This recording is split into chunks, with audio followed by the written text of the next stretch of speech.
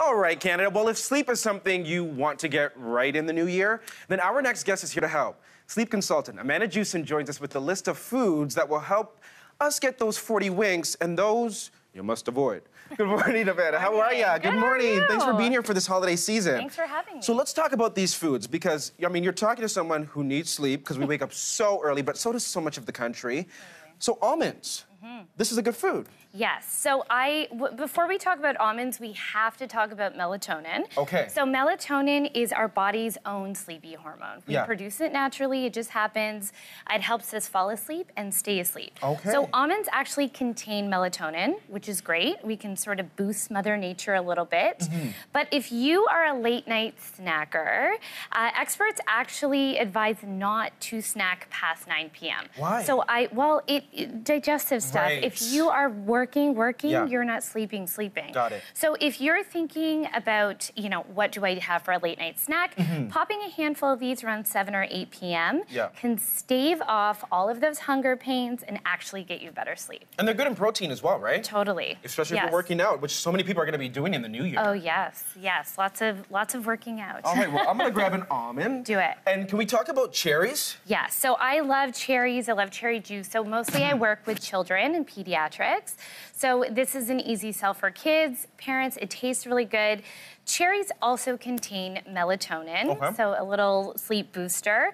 Two recent studies have confirmed that drinking cherry juice twice a day will actually help you sleep 1.5 hours longer. Oh my goodness. Yeah.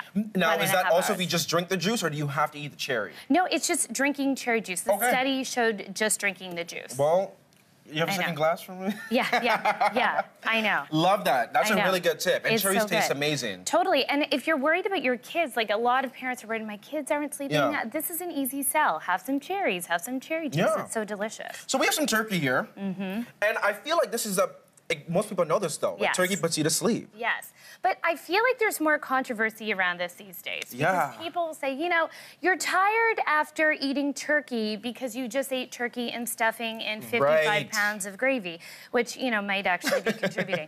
So there's some fair criticism there. But turkey and milk contain the amino acid tryptophan. So tryptophan enters our body and it produces serotonin. When we have serotonin, we feel calm, relaxed, we have better sleep. So there is some science to this. Grandma always tells us, have a warm glass of milk before bed. And it's so comforting. Totally, there might be some truth to that. Okay, and fatty fishes. Okay, so I love fatty fish. This is my favorite thing to recommend to my families. Fish is so good too, right? It's so good. So fish like salmon, like we have here, mackerel, these are great, huge in omega-3 fatty acids. So when we have a lot of omega-3s, that goes into our body, goes into our brain, and regulates our brain for emotional responses. So when we feel calm, we sleep better. It also has lots of vitamin D. Yes, and that's so important. Totally. It helps us fall asleep super quickly. Okay, so these are all the good foods. But you know what? Some of us are bad. Yes. And I'll be honest, I'm a bad guy sometimes because I love my glass of wine or beer, whatever, But you're saying don't do this. Okay, so I'm not saying don't do it, but let's think about when we do it. So alcohol is a funny one because we think, well, I have a glass of wine or two, I'm gonna sleep so much better. That's what I think. Which is true, you're gonna fall asleep super quickly, but alcohol is a diuretic. So you're gonna be getting up to go to the bathroom all night long. And it actually makes it challenging for us to get into those deep stages of sleep later on in our sleep cycle. So don't drink it too late. That's right. But now would be okay. Now is totally fine. You did it, not me. All right, let's talk about onions, because I know they make you cry, but I guess they also don't help with your sleep cycle. So onions are just an example of a common heartburn irritant. So these are my heartburn trigger. People at home will need to think about their heartburn trigger, raw onions being one of them. Anything that we eat that causes our digestive system to keep on going, we want to avoid. Heartburn, indigestion, any sort of stomach gas stuff, we want to avoid before Is that why you also also say spicy food as well? So spicy food, same thing. Also a heartburn irritant, but it actually raises our body temperature as well. When we're hot, we are not sleeping. Our body likes to cool down before bed to have a better night rest. And then obviously, because we are out of time, but caffeine, no.